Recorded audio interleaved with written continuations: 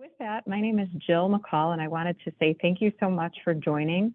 I'm the director of Loyola's Family Business Center, and we're excited today to actually partner with our sister center in California State at the university, and it's at Fullerton Center for Family Business.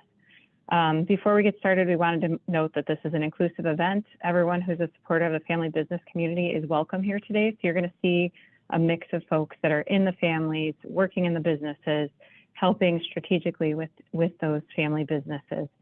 We expect everyone to honor the non-solicitation policy that we have and help our university-based moderators and our speakers to ensure all the voices are heard when we talk more through some of the exercises. So with that, I kind of wanted to give you a little bit of background. The reason that we decided to do this is a couple pieces. One is that just in having conversations, we have peer groups at Loyola and talking to folks about kind of how are they doing their strategy and what's working and not working, about KPIs. And I'm just wondering if you guys have the ability to type in the chat, who can tell me what KPI stands for? Anybody going to win a gold star today?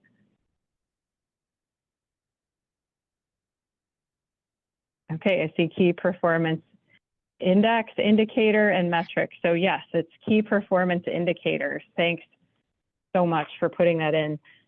So we thought this would be a fun one for us to do together. And with us, we have a few presenters, but the one that I wanted to point out is Paul Gerges. Paul Gerges' father is actually a G2 in family business, and it's in healthcare. So he's an ENT doc.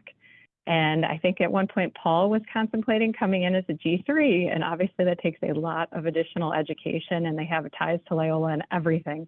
And instead, he decided that he wanted to help family businesses more with the strategies that they're putting together. And so we kind of got talking about this, and then he introduced us to Derek and Jen, and we're so excited to have you guys. So I want to pass it over to Paul, and then you guys can take it away. Yeah, great, Jill. It is a privilege to be on this call with you all. As Jill mentioned, my brother actually is going to be joining as a Gen 3 ear, nose, and throat doctor to continue about 60 years of ENT private practice in the West Suburbs, which is like humbling and sweet. And they also both went to Loyola for their ENT school. And so there's Loyola representation here. I'm going to pass it over to my colleagues, Jen and Derek. They're really going to be the ones leading through this workshop, but it's an honor to be able to be with you all. Building businesses, especially in the context of family, is incredibly hard. And so our hope is that some aspect of what we're going to be walking you through today is helpful for you in the short, near, long term for how you're going to build and run your business. So thanks for letting us be here. Hopefully it's valuable, and I'll pass it over to Jen. Hey guys, I'm Jen. Thanks for having us today. I'm going to be leading us through a majority of what we're doing today.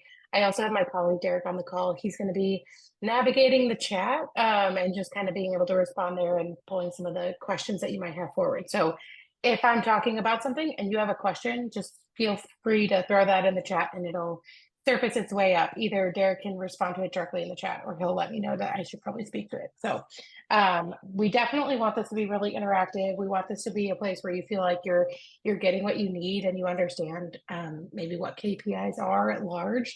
I think one thing that is interesting about KPIs is oftentimes we really think about it as like this way that we like set goals and like try to hit them.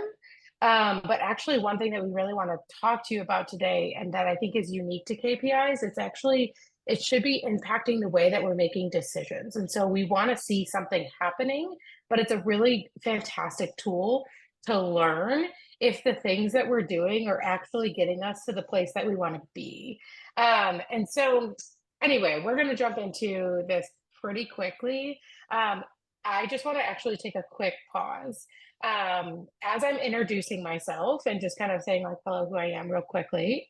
If you don't have a pen and paper for today's activity, I really recommend you grabbing something to write with and something to write on, because I'm going to actually give some prompts, and I think it'll be really helpful. And this will be much more fruitful for your time if you have a way to actually do some of the things that I'm asking you to do. which will require some writing. So real quickly, just so you're not like, who is this person on the screen and why are they here? My name is Jen. I am a consultant and a partner at OnCenter. And basically we do strategic planning. And we also do a lot of different components of strategic planning, maybe in some smaller forms of executive summits. And so where we'll jump in with teams and really kind of think about challenges that they might be having specific to a season and working through like maybe some good solutions or ways that people can make changes to their businesses. One of the things that we do is KPIs. We actually feel very strongly about KPIs. It's something we've become growingly passionate about as we've watched our businesses, the businesses that we get to work with, that strategic directions for the next few years and say, like, this is where we want to go. You know, we want to open a second location. We want to hire on 7 more people. Like, and having them look back and be able to have things of saying, like, does that change actually that we're making actually create the change we wanted to see, right? Like, we're opening a second location so that we can double our revenue. Well, is it actually doubling the revenue or is it actually a drain on the company, right? And so putting things in place that help us to see, are the things we're running after actually happening and being fulfilled by the activities, the tasks, the people we hire in the process. I think maybe just like I've had a really interesting background that I won't go into that is really dynamic in weird ways.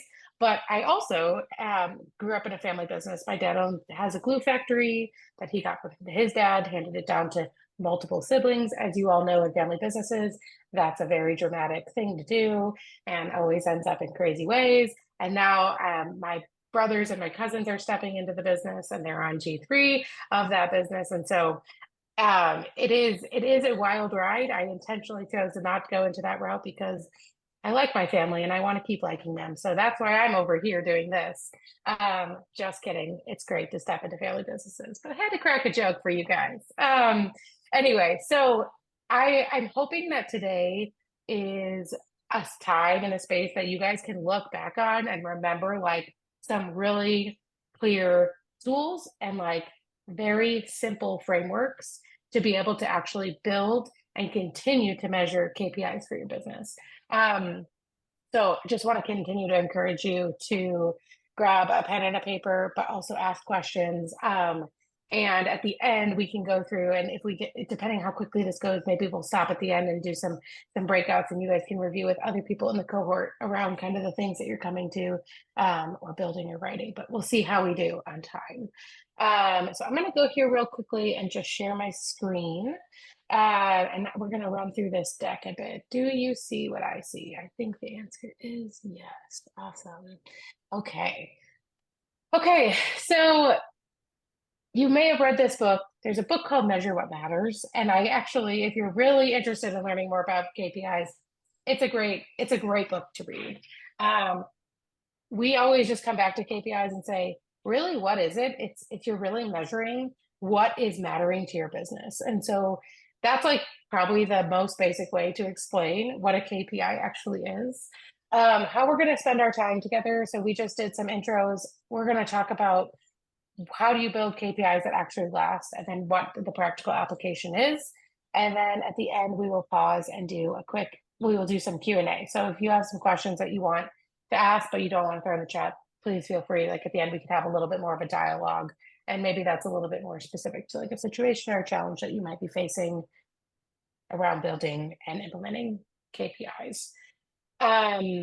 Okay, so one thing that I actually want to start with, and just kind of taking a step back, before we jump into like, what are KPIs and how do they work and how do they serve my business and how do they serve our team?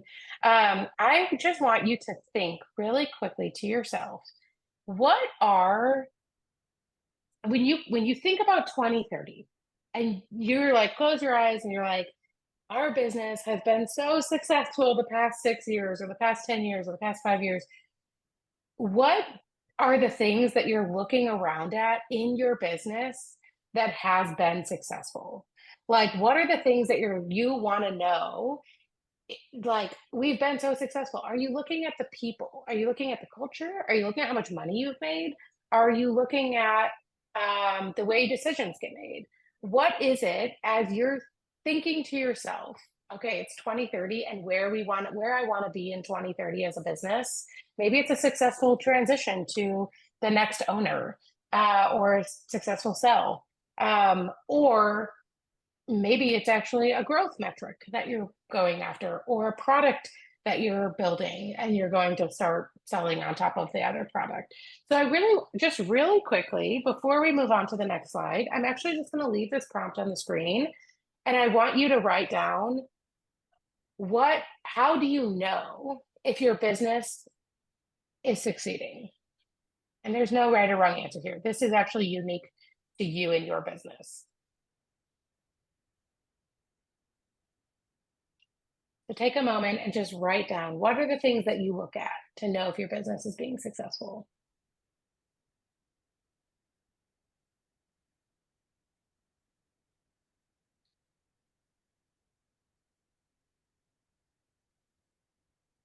Okay.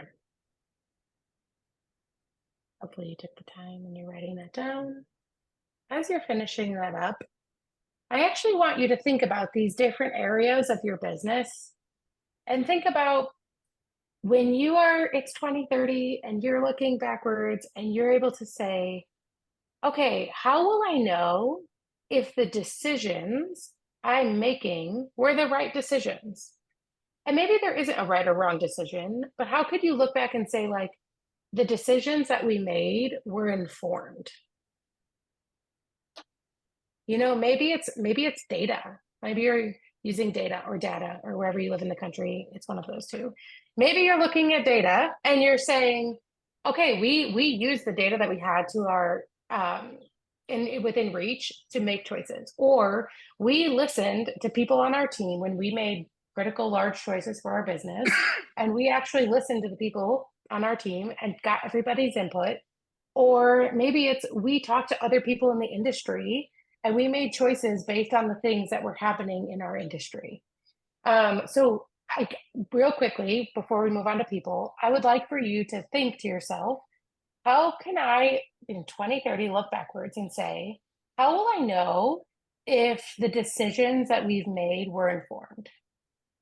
So take a moment just to jot something down. How would you know?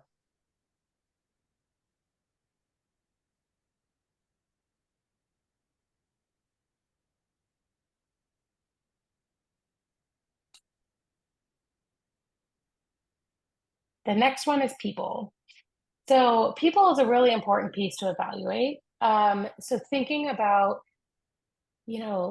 people exit out of our companies. Sometimes we have to exit people out of our companies. Sometimes we're hiring in people, or we're making changes internally. So you're moving somebody, you're promoting them to a different role, or you're moving them into a different role in a different department, right?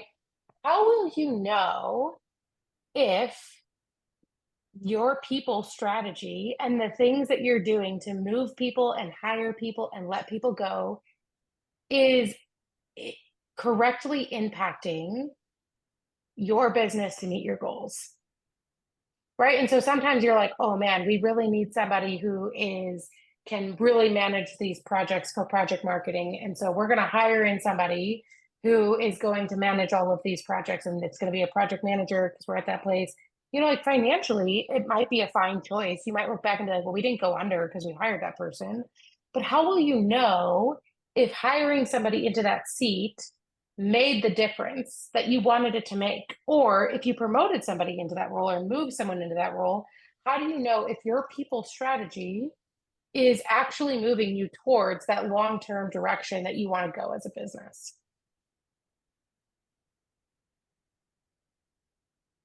So take a moment to write down, what are some things, maybe you already have in mind a person that you want to hire, or a person that you want to let go of, or a person that you want to transition into a different role. Maybe think to yourself, how will I know if some of the changes that I foresee in our people structure are going to be successful and serve the greater objective of our business? The next one is culture. And this one gets a little bit softer, I think, at times, but it's really important to think about the culture that we have within our businesses. And so if we are making choices, sometimes we actually have someone who works for us who is really technically capable, but maybe really impacting the culture of our business really poorly. I mean, in small businesses, it doesn't take a lot of people. In fact, it can often be one person that can really shift the culture of our company and what it feels like to work at our company and how it impacts the way that people share ideas. And so thinking about the culture, like where is it that you want your culture to be in 2030 and how you want your business? It's a family business. Like, what does that mean to you in regards to how it impacts the culture? What should it mean to your employees? There's no right or wrong answer. But it is how you think about it and how you shape it really impacts, how we talk to people about culture and how we make choices along the way to maintain a culture or move towards a different culture. And so one of the things that we talk about a lot on our team is like, and with the businesses we work with, is this idea of psychological safety. Maybe you've heard of it, maybe you haven't. I think about my dad running his business. He definitely has not because it's a bad business, just because it's not a term that he's familiar with. And so thinking about psychological safety, it's like, that sounds really academic, but it's not. It's more of, do people feel safe enough to share ideas, even if it might be a good or bad idea, right? Do people feel like they can give feedback to people in an honest way to make the business better or to make a team run better? Do people feel like they can go to their manager with a real problem and believe that it's actually going to be cared about or solved, or at least attempted to be solved?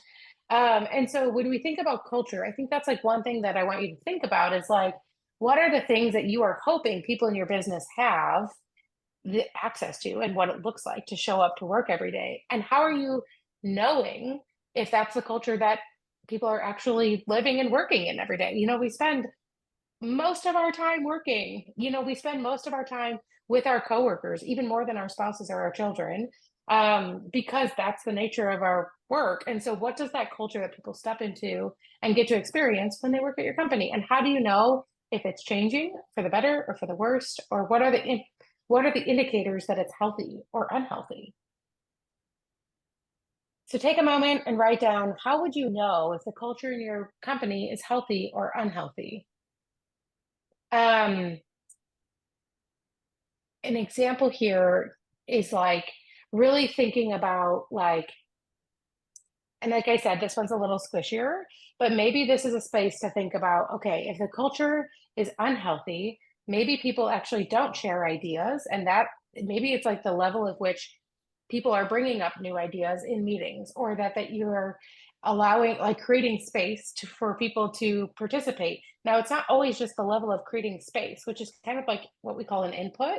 It's actually, are they willing to do it when the space is created, right? Are people willing to give hard feedback?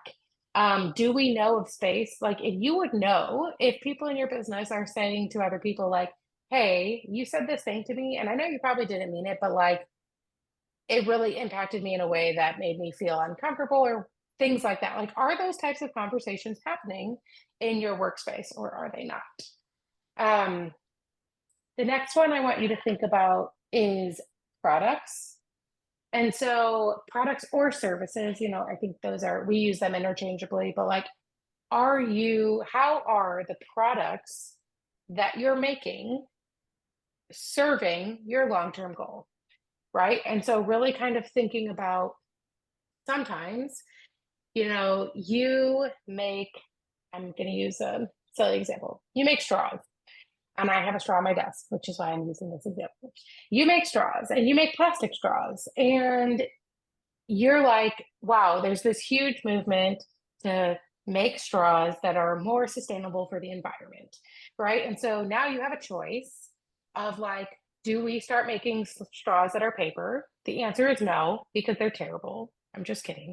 Sorry if any of you guys make paper straws for a business, but it's more of like, okay, maybe we're doing product diversity, and we're making different products. Like, we're going to go from plastic straws to glass straws, or something that is specifically different in the way that you're making straws. Maybe there's another example of like, wow, less people are buying plastic straws. the market is plummeting, we are losing business. You know what? We're just going to make a different type of lid, right? So like, I think Starbucks made this approach. Like now you go to Starbucks, they don't necessarily have straws in their cups. They've made a different type of lid that now you can drink a cold beverage. You don't need a straw. You just have a different type of lid. So is it a new type of product that you need to build? So what you really care about is the fact that your sales are plummeting and you are starting to set goals of like, wow, we need to get this back up to speed because otherwise we're going to have to let people off. The business is going to have to close. And so you come up with an idea of like, you know what? We're not going to make straws anymore. We're going to diverge to making a different type of lid.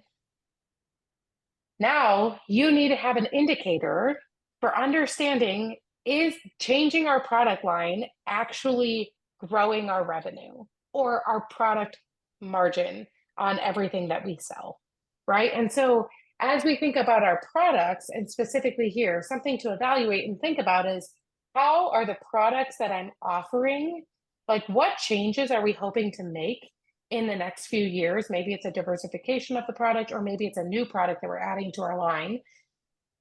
How will I know if it's actually serving our bottom line or not? And how will I measure that? And even like the one thing we'll talk about at the end of this, but even like, at what point do I give up on this product line? Because you're going to maybe have a loss for a certain amount of time, right? Like you might add a new product and the market hasn't really accepted it right away, but you're willing to have a little bit of a loss for 3 years. But like, hey, maybe at 3 years is when we just call it because we don't have that long of a runway, right? Those types of things. When you think about adding products or changing the products that you're offering or services, what are the things that you're going to know if that is being successful or not? So take a moment, write that down. The next one that we have is finance. This is like the obvious one, right? Like this is the one that when people think of KPIs, they always just want to measure their numbers. It's important. I'm not here to say that it's not important. It is as absolutely important. But when you think about the metrics for your business, you know, what are the things that you're looking at? Maybe it's revenue and profit margin. Those are really, really, really helpful key indicators. Are we making more money when we do these things? And is the profit margin either staying where we need it to stay or growing because we're doing something different? But also think about when you're looking at decisions, people and culture and products, how are those things impacting directly the things that you're measuring around your financial KPIs? And so just take a moment real quickly and write down, when you think about your finances and things that you want to measure, what are the things that feel really important to your business, that are maybe a little bit more specific or granular to your business?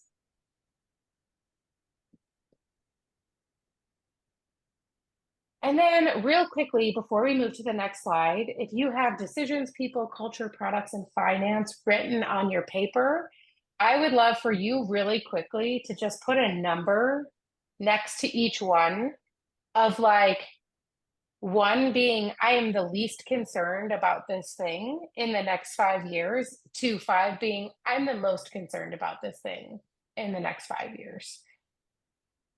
Does that make sense? So a 1 being, I'm not that worried about our culture. Actually, our culture is fantastic. People love working here. But a number 5 being, I'm actually really concerned about our profit margins and our ability to be financially viable in 5 years. So that would be a 1 on culture, a 5 on finance, and then the other 3 somewhere in between. So take a moment and just mark those as like, this is what I would say I'm most concerned about to least concerned about in the next 5 years.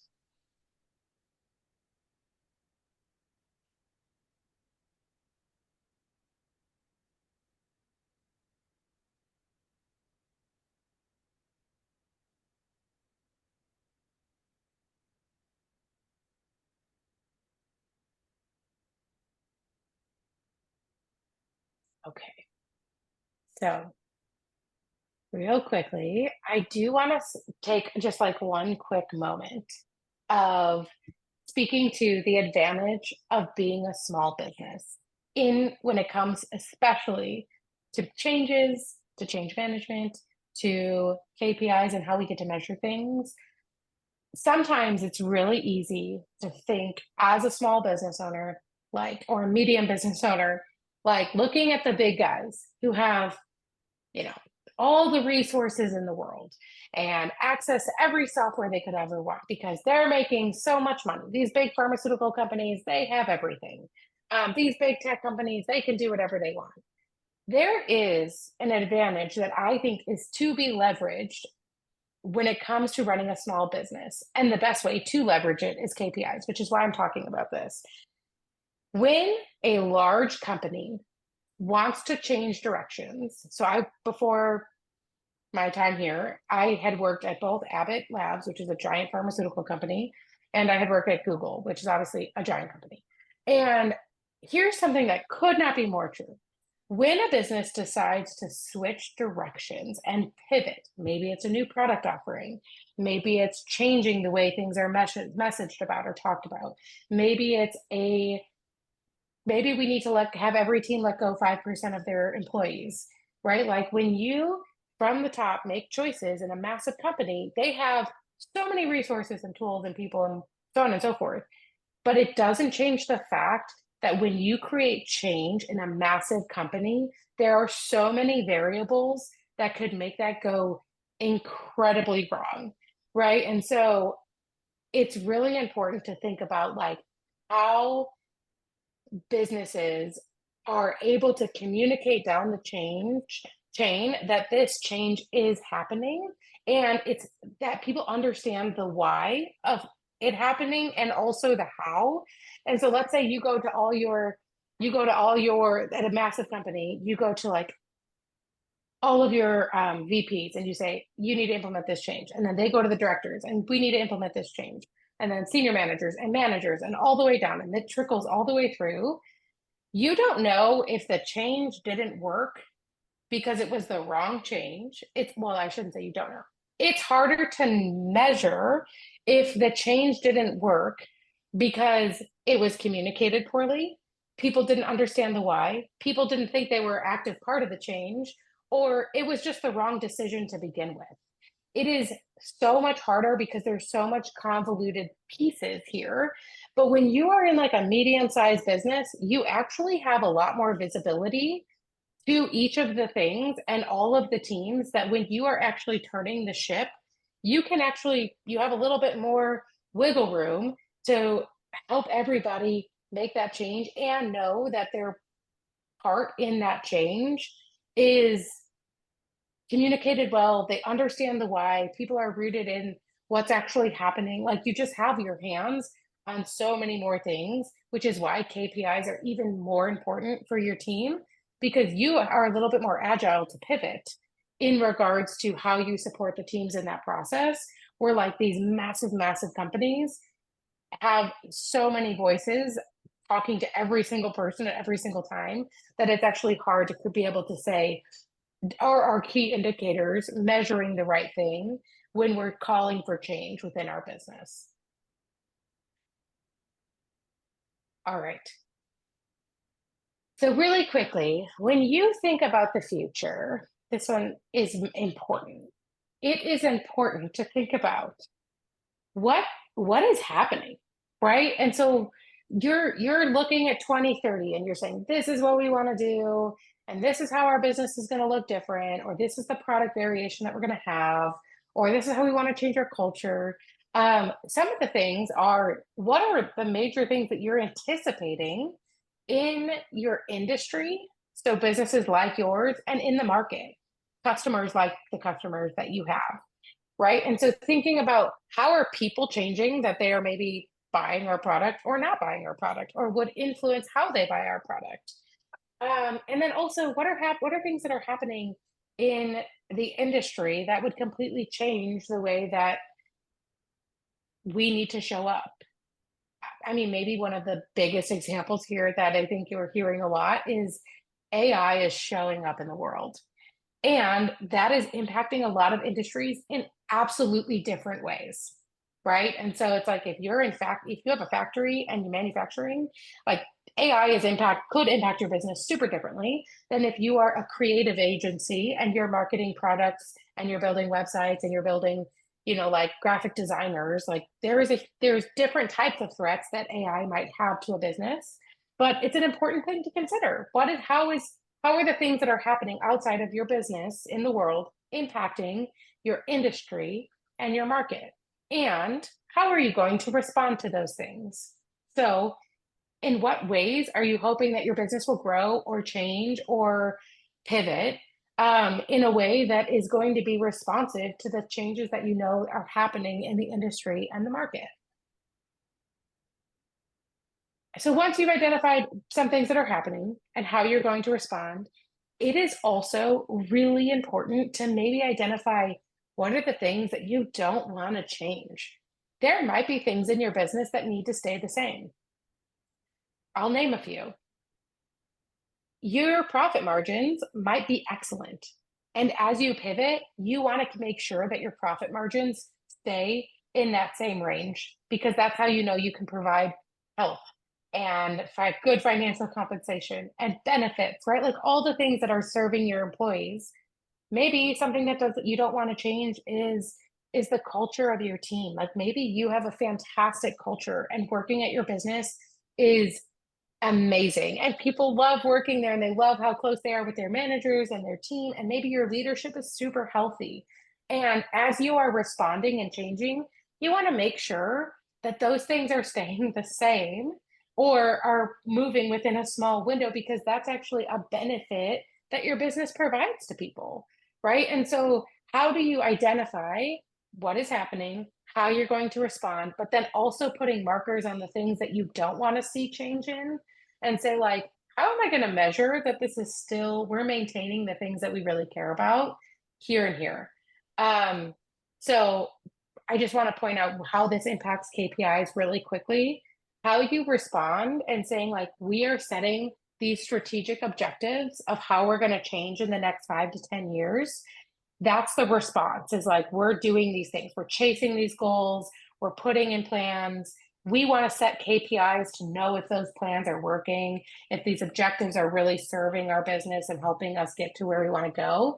And then on the other side, we have, and these are things that we want to measure to make sure we're maintaining. We want to put indicators in place to know that our leadership team is still healthy.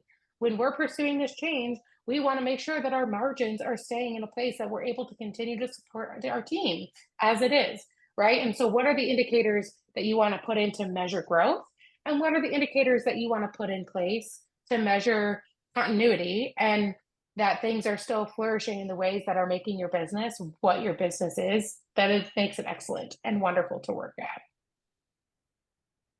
Does that make sense? I'm relying on 3 people who have their cameras on to say yes. Just kidding.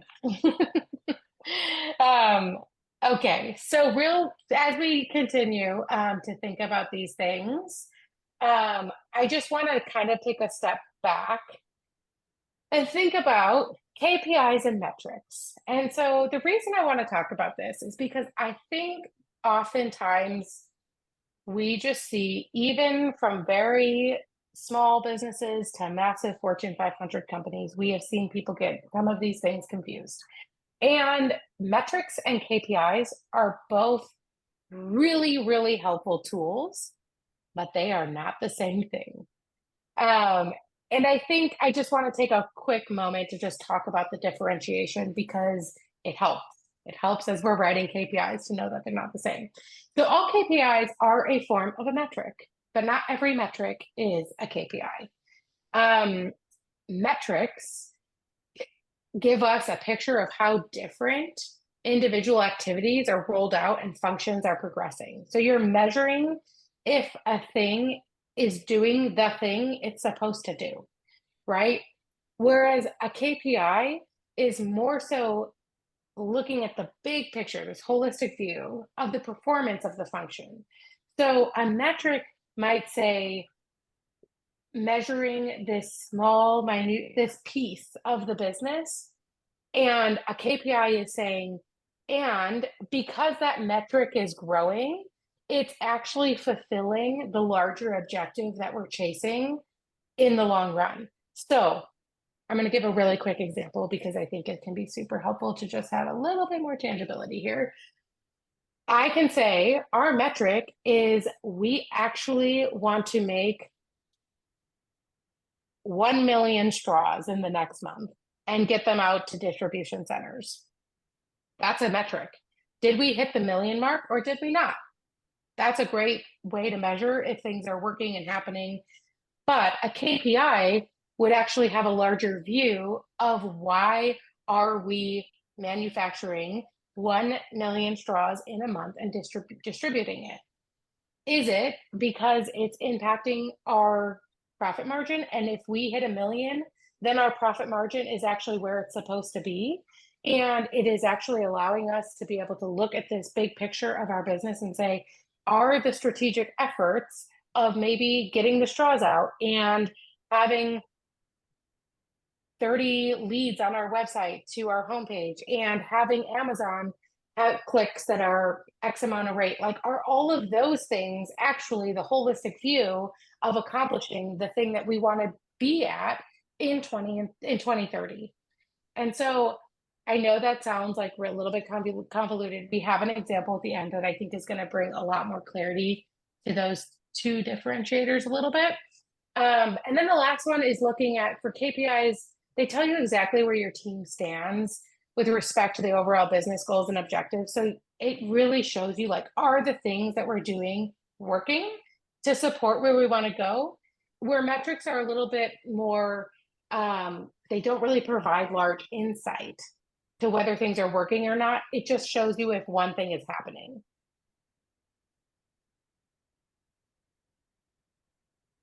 All right. So couple tips before we start writing our own KPIs and kind of thinking about the things that we want to start measuring on our own, is thinking about aligning your KPIs to your strategy. I hope your business has a strategy. I hope you are running towards a space where I don't know how many years out, maybe it's 2 years left, maybe it's 10 years left, maybe it's 5, maybe it's 1. But I do hope your business does have a strategy. But looking at the strategy and looking at the things that you are running towards as a business collectively, your KPIs should be measuring if the efforts in your business and of your teams is supporting where you say you want to be for your strategy. They should not be measuring things that maybe your last strategy reflected. They should, because when you give and you assign somebody a task of measuring something, it says that that thing is important. And so when you have people measuring things that are not critical to your strategy, it actually can create diversion of effort because people feel like they need to be focusing on something. And if you're measuring it, it means it matters. Therefore, I want this number to go up and up. Therefore, I'm going to continue to create ways to do that. And it results in people diverging from the plan because they're measuring something that isn't supportive of the plan. So it is critical that every KPI is a support to your strategy. The second one is team focus. And so thinking about how do you get people to focus on the things that matter that their team should be focusing on. And so thinking about KPIs, you never want it to be a distraction. You want it to be pushing them when they show up every Monday. They know kind of they know what their KPIs are for their group. And it should be influencing how they spend their time and how they manage their resources. Maybe it's their budget, maybe it's their people, maybe it's their own personal time every day. The next one is common language. This is really important. It is unbelievably important that when you give a KPI to a team or to different people, that they can read it and they know what it means. It is so much less important that it is the correct academic language or business language than it is that people can read the KPI for them or their team or whatever, and they can say, I know what this means, and I know how this relates and correlates directly to our work. So that is something you could look up, you could go to ChatGPT and type in, give me 1 million KPIs, and I don't know if it could do a million, but it could do a lot. And if you pulled some from that list and you wrote them down and you gave them to your team because they were manufactured from some other place, Harvard Business Review, I don't know, whatever. If they don't know what it means, it doesn't matter that the KPI is there. They need to know exactly what it is that they're working towards and how their job correlates into that KPI. So that KPI needs to be absolutely understandable. The next one is realistic. And so making sure that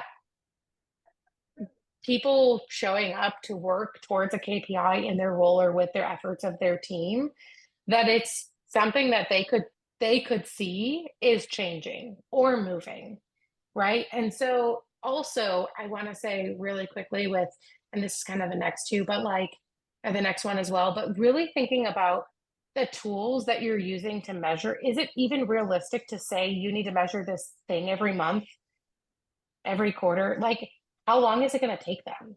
Does it take them a full day to get the measurement? Okay, well then, is it realistic that we're asking them to measure a thing that is really challenging and difficult and going to take away from their job? Now, maybe on occasion, it is that important because your business is going down or there is a thing that is really suffering and it's going to help you make a really hard choice.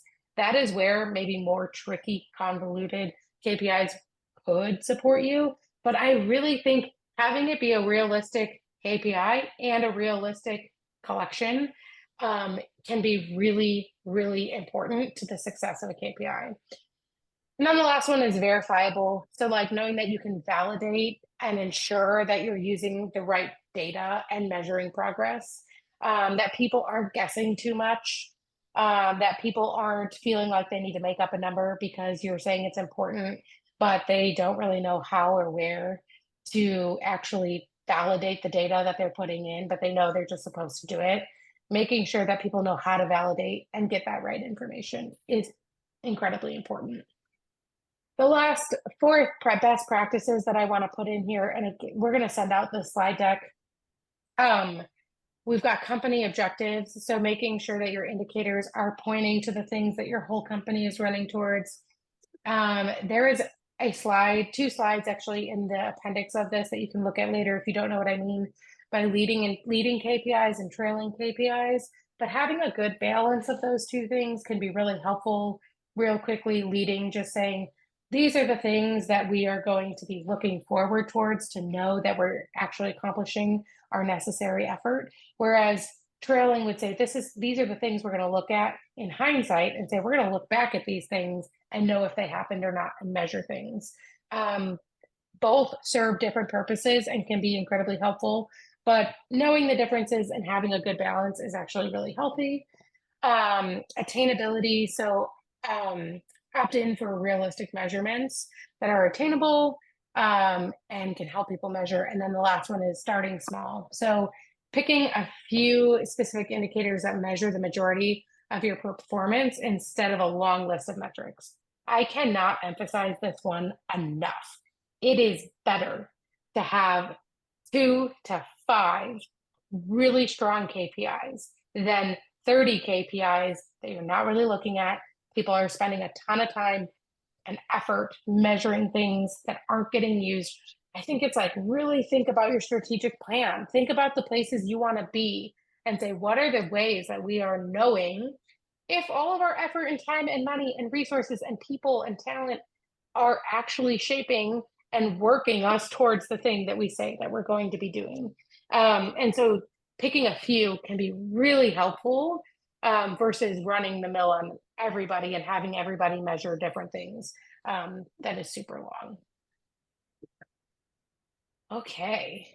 So I want to actually bring us back to this place really as we're writing our KPIs. So everybody has a pen and the paper.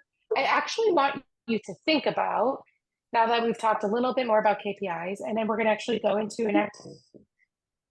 When you think of where you want your business to be in the next 5 years, let's use as an example, let's say 6, because 2030 is nicer to say than 29.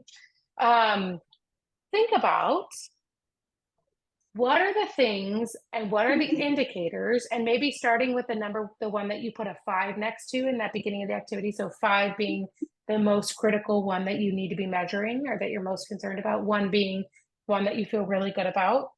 Think about, with the number 5 that you can look at on your sheet, what are the ways that you in your business would want to know that you are pursuing health in your business. And so, what are some things that you actually would want to look at and say, these are the key indicators, these are the things that we're pursuing as a business, and these are the indicators that we will know that our product choices are, or product diversification are actually serving that, or the way that we hire and the talent.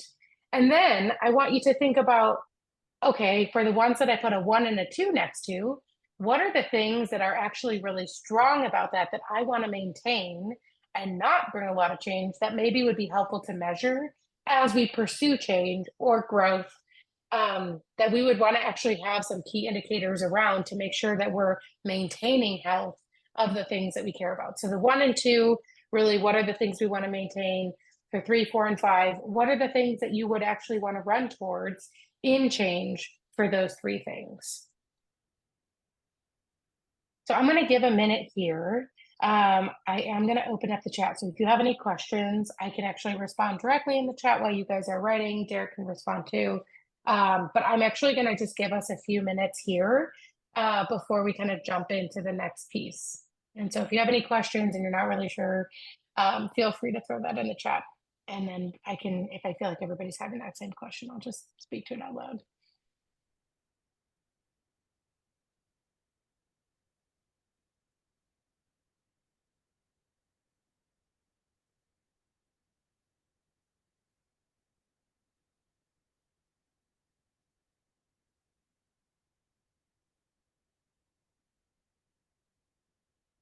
If you have not looked at the chat, Derek threw in a couple things that go across like people, culture, products, and finance, and there are some good questions here that can help you think about it if you need that.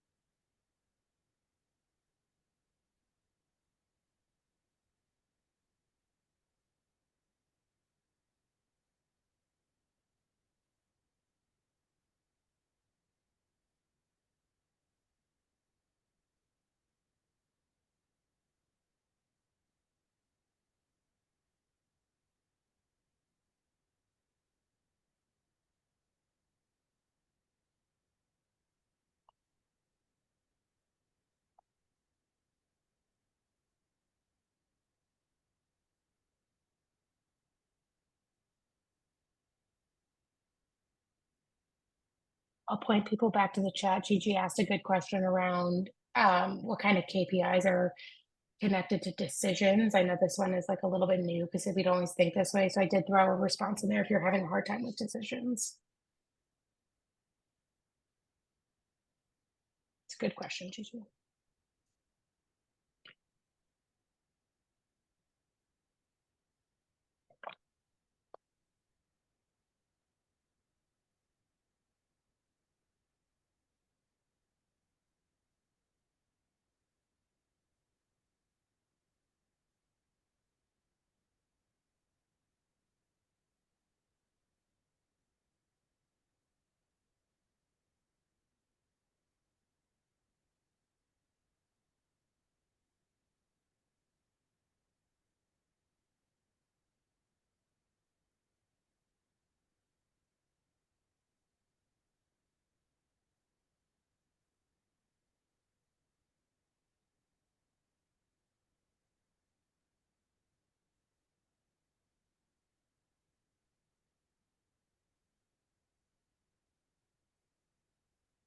I think, Gigi, maybe to just riff with you for a minute on some of the decision questions.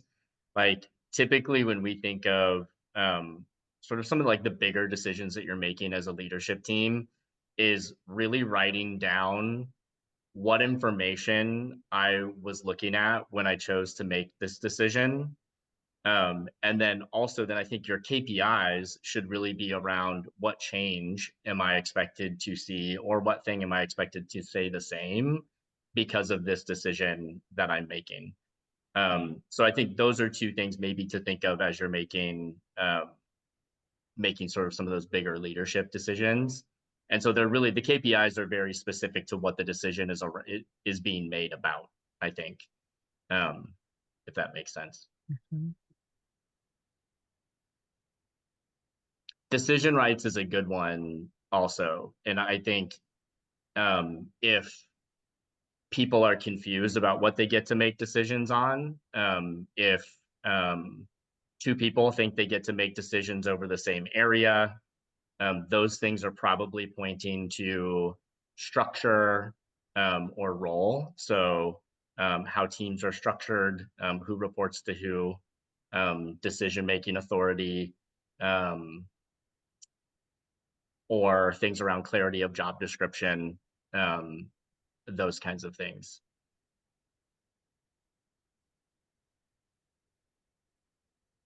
Thank you. I have to say, this seems like the hardest one for my company, and I don't feel confident that I could go back and say, we need these KPIs to make better decisions. Like it's, I mean, I could give you the other 4 in a blink of an eye, but this one feels very amorphous. I think it's also one thing that it is like it's squishier. And it's probably one of the least talked about things, I would say, around how people measure success, even though there's a lot of data that say that people who can make decisions quicker often are more successful. When you take a very long time to make a decision, it's actually more about the agility on the other side of the decision of like, is this working? No, let's pivot. Let's be agile, right? Like that's more important than actually the decision in itself. And so I think one of the things that can be really helpful is like, if we know that making decisions quicker, not that you want to make uninformed decisions, like you want to get to a point of like some level of confidence, that it's actually like, it's also about how quickly we make decisions as a team and move forward with them and implement them. And so it is harder to be like, okay, everybody set the timer when that decision process starts. Okay, it's been 4 weeks, hit the end button, right? Like, and now we know it's a 4-week process. And so I do think there's probably some creativity around like in the way that we support the outcome of a KPI around decisions.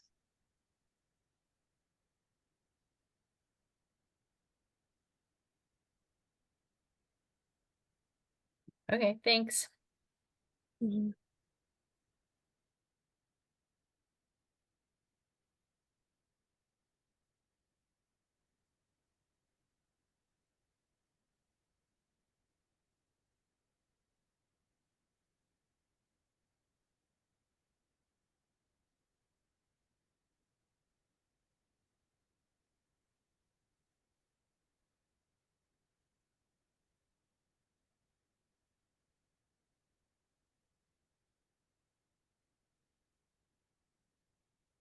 Okay, so we are, oh, this is my screen.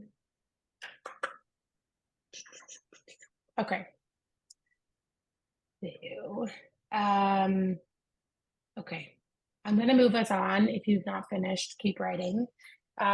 This is an activity that I have found to be incredibly helpful to how we think about KPIs. And Gigi, I think this could be maybe helpful for that conversation that we were just having. And so here is the way that we think about how we get to the point of a KPI. So this is a outside of a business context, but I think it's a very concrete example that can help us see what I'm talking about. So for a strategic objective, if I had a strategic objective to be healthy, right? Then I have goals that are like, it's important to be aerobically fit and to eat well and to maintain a healthy weight and to sleep regularly. Like these are goals that I have that I'll be able to look at. It is super tempting to make those goals measurable with metrics and say, these are our KPIs. What percentage of nights did I sleep through the night? How often did I eat meals poorly, like eat poor meals, make poor choices around my meals? What is my weight, right? It's really easy to say, hey, I'm going to take these goals and like those are going to become my KPIs or my metrics. And actually that's not the point of a KPI. And so what I think is really helpful about this is that from the goals, you're able to push in a layer deeper and say, so what are the things that I need to do to be able to eat well, right? And so if I'm eating well, then I know that the behaviors I want to put into place are, I want to have a balanced diet. I want to have a high level of fresh fruit and vegetable intake. I want to manage my calorie intake, right? Like these are the behaviors that I want to see that are supporting one of my goals. And then I think even more helpful is this is where we actually start to think about the KPIs that come out of those behaviors, is really like looking at from each of those things, what are the things that I want to measure are happening? I can look at my body fat levels. I can look at my calories consumed and the quantity of nutrients. I can look at my alcohol intake. I can do my BMI. I can do my weight. Like these are things that I can look at that actually are measuring this larger thing of being healthy, right? Like all of these things are pushing back to being healthy, but they aren't necessarily obvious when I look at my goals. And so this is an example that I want to kind of have you think through as you think of those strategic objectives, the things that you're pursuing long-term. What are the behaviors and the things that you are hoping your teams are doing, the projects that are getting completed, the things that we're spending money on or we're hiring new people for? What are the things that we are actually hoping tangibly change by those things that we're doing? It's so easy to say, okay, we're going to do a budget cut on this product line because we want to increase our margins. And then it's like, okay, well, we did that change, but our margins are still the same, right? Like we actually aren't making the change that we thought it was going to result in. And so like that indicator should be showing us, is this holistic thing changing? Not just, did we do the thing we said we were going to do? Did we make that change? Yes or no? You know?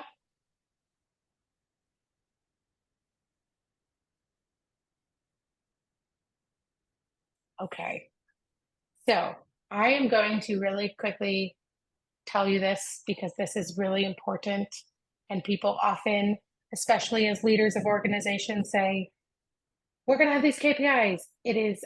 This is not even a fun slide to look at, but I just think it's so important to say, how are you actually going to measure the KPIs? Like I'm saying, like, is there software required? Is it a spreadsheet? Do people know where it is? Who needs a license for that software, right? Like thinking through all the pieces. Like it's super easy to say, oh, we're going to measure this thing, go figure it out. I think it's more important to say, is there a process and a tool that can actually make this achievable to measure it? How is it going to be measured? Who is going to own the measurement of that thing? If you are in a mid-sized business, it's actually really easy to look around and say, okay, it's actually going to be the COO is responsible for it. Okay, but like who are the people they're expected to work with to gather the data? How often are they going to report it? And that comes to the last thing of like, what is the frequency? Or like, is it even reasonable to ask for this to be a monthly measurement? Or does this need to be quarterly? Or is it an annual measurement based on how much time it takes? And so really understanding and communicating as you are putting KPIs into place, it is so critical to have all of your leadership team understand the answer to these 3 questions.